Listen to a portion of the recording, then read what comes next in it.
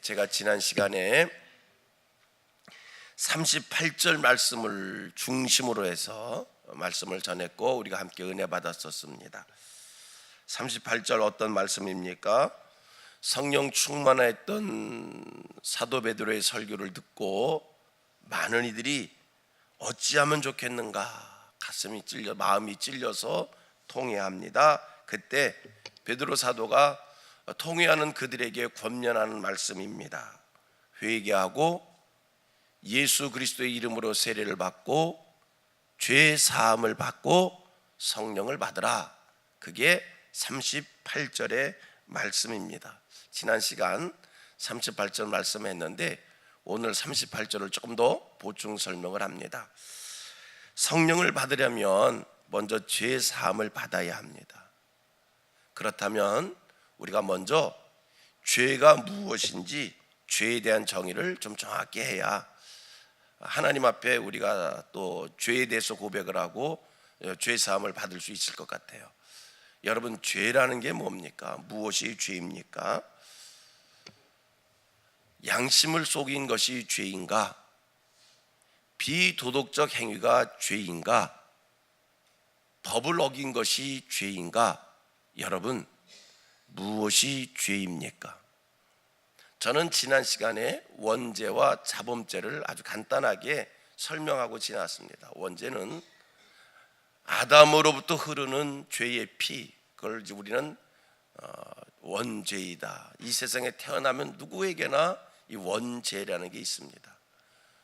자범죄라고 하는 것은 우리가 살아가면서 범하는 죄를 자범죄라고 얘기하는데 좀 더 구체적으로 설명을 합니다. 여러분,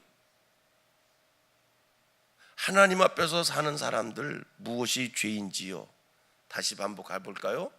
양심을 속인 게 죄입니까? 비도덕적 행위를 한 게 죄입니까? 세상의 법을 어긴 것이 죄입니까? 여러분, 그러한 것은요 이미 기본적인 거고요. 성도에게 있어서 죄라고 하는 것은 성경을 근거해서 성경대로 말씀을 합니다. 성도에게 있어서 죄가 뭔가? 세상 사람들의 죄의 기준은 이건 기본입니다. 그냥 기본이에요.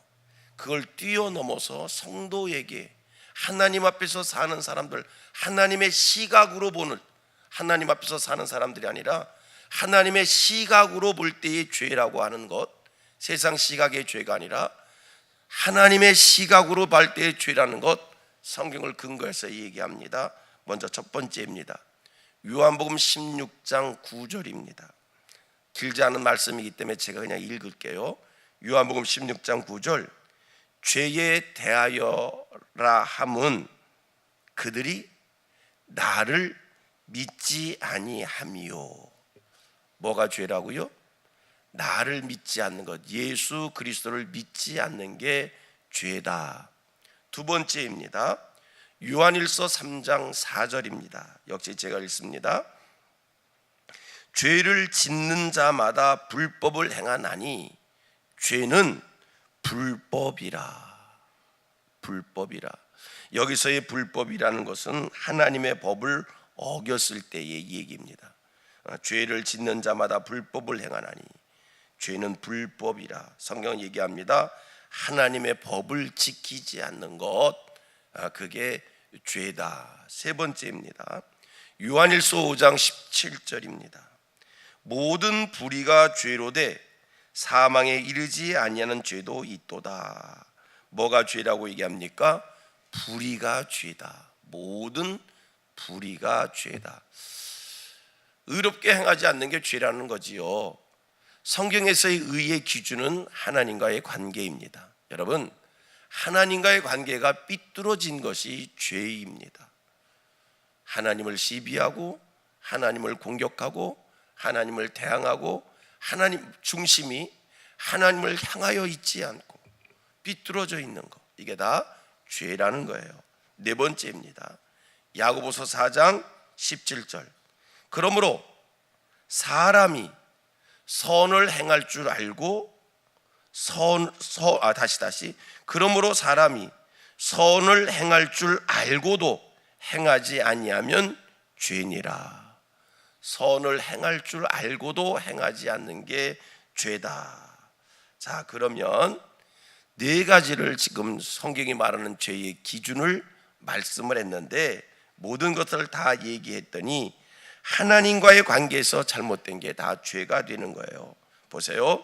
예수 그리스도를 믿지 않는 게 죄고, 하나님의 말씀의 법을 지키지 않는 게 죄이고, 하나님 앞에서 불의를 행하는 것이 죄이고, 선을 알고도 행치 아니하는 게 죄다.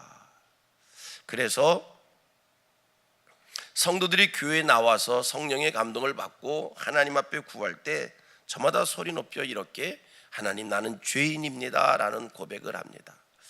그것도 보통 하나님 나는 죄인입니다라고 고백을 하는 게 아니라 눈물 뿌리며 하나님 나는 죄인입니다, 내 죄를 용서해 달라고 땅을 쳐가면서 손을 들고 나는 죄인이라고 사람들이 고백을 합니다.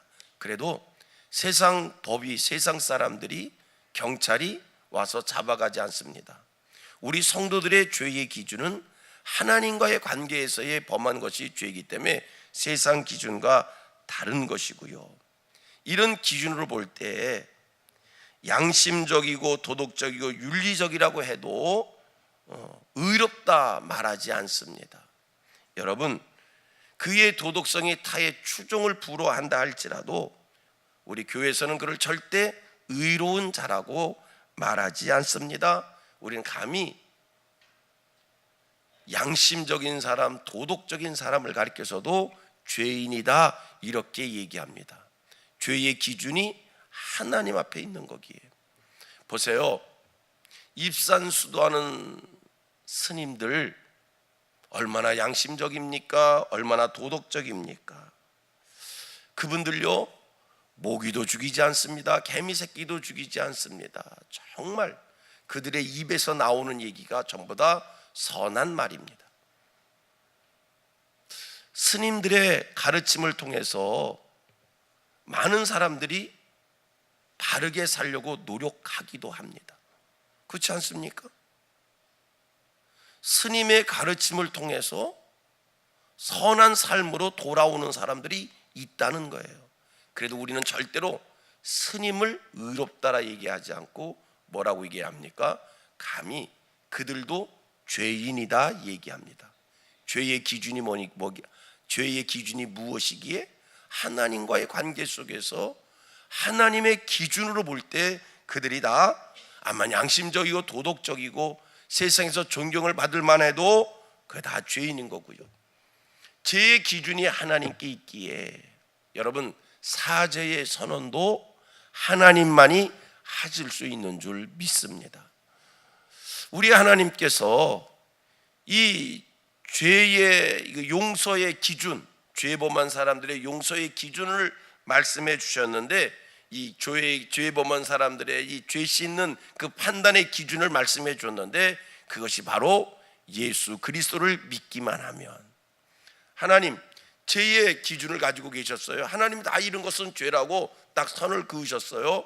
근데 그 죄 범한 자들이 죄를 씻음 받고 용서받는 것, 하나님의 기준 복잡하지 않아요. 그냥 2000년 전 갈보리 산 언덕에서의 예수님의 십자가의 사건을 신앙으로 믿기만 하면 하나님께서, 죄를 판단하신 하나님께서 어떤 죄이든지 다 용서해 주신다는 거예요. 이런 하나님의 기준에 의해서 우리는 의로운 자로 하나님 앞에 칭함을 받은 하나님의 백성, 하나님의 자녀가 되어진 겁니다. 얼마나 감사한 일인지요. 그리고 오늘 계속 살핍니다. 39절 말씀을 보면 하나님께서 이제 성령을 부어 주시는데, 죄 사함을 받으면 죄 사함을 받은 자들에게 성령을 주시는데, 이 성령 누구에게 부어 주시냐? 38절에 회개하고 세례받고 죄 사함을 받고 성령을 받으라 이렇게 말씀한 베드로 사도 39절에 말씀합니다. 하나님께서 이 성령을 주신다라고 하는 것, 이것은 하나님의 약속이라는 겁니다. 자, 같이 합니다. 성령을 부어주심은 하나님의 약속하십니다. 아멘, 아멘. 얼마나 감사한 말씀인지 몰라요. 여러분, 우리 예수 믿는 사람에게 있어서 성령은요, 자동차가 기름이 있어야 굴러가는 것처럼 성도가 성도의 삶을 사는 것, 성령님이 계셔야, 성령님이 내주하셔야, 성령이 힘을 주셔야 우리 성도가 성도다운 삶을 사는 겁니다. 여러분, 우리가 어떻게 하나님의 말씀의 법을 지킵니까? 우리가 어떻게 헌신의 삶을 삽니까? 우리가 어떻게 헌금도 드리며 살고, 베풀고 나누며 살고, 겸손하게 살고, 여러분, 우리가 어떻게 그런 삶을 살 수 있습니까?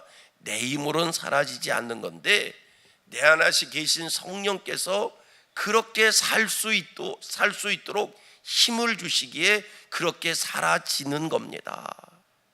우리 성도들은 그래서 이 성령으로 충만해져야 되는 거예요. 그런데 이 성령, 이건 뭐라고요? 하나님의 약속하십니다. 그럼 누구에게 이 성령을 약속하셨냐? 여러분, 성령을 부어주신다고 약속하셨는데, 이 성령을 부어주신다고 해서 아무에게나 누구에게나 이 성령을 부어주시는 것이 아니라 39절 말씀에 한 가지 조건이 있어요. 이런 자들에게 성령이 약속돼 있다는 거예요. 할렐루야, 얼마나 감사한지. 그래서 우리가 성도다운 삶을 살려면 이 한 가지를 해야, 이 한 가지 속에 그 한 가지 때문에 성령이 임하고, 성령이 임해서 성령으로 성도다운 삶을 살게 되는 겁니다. 그게 뭐냐? 성령을 누구에게 약속했냐? 어떤 이들에게 약속했냐? 39절, 자, 제가 먼저 읽습니다. 이 약속은 너희와 너희 자녀와 모든 먼데 사람 곧 주 우리 하나님이 다 같이 얼마든지 부르시는 자들에게 하신 것이라. 얼마나 감사한지. 이 성령은요, 너희와 너희 자녀와 먼데 사람 곧 하나님이 얼마든지 부르시는 자들에게, 누구에게나 이 성령이 열려져 있다는 겁니다. 곧 우리가 하나님 앞에 죄 사함을 받기만 하면 누구에게든지 이 성령이 약속돼 있다. 하나님 앞에 죄 사함을 받기만 하면, 죄를 고백하기만 하면, 아까 죄가 무엇인지 말씀해 드렸지요? 네 가지. 하나님, 내가 하나님 앞에서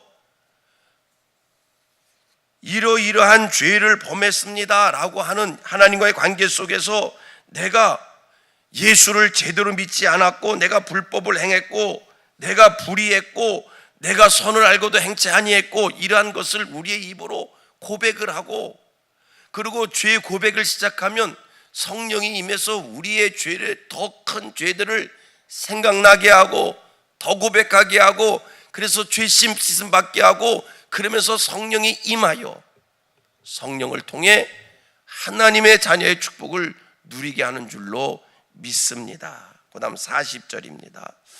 40절의 말씀은 그 당시의 세대를 한마디로 표현해 주는데, 패역한 세대다, 이런 말씀의 표현이 있습니다. 자, 40절 우리 또 같이 읽습니다. 시작. 또 여러 말로 확증하며 권하여 이르되 너희가 이 패역한 세대에서 구원을 받으라. 이 패역한 세대에서, 이 패역한 세대가 뭡니까? 삐뚤어진, 부정직한 그런 세대에서 구원을 받으라.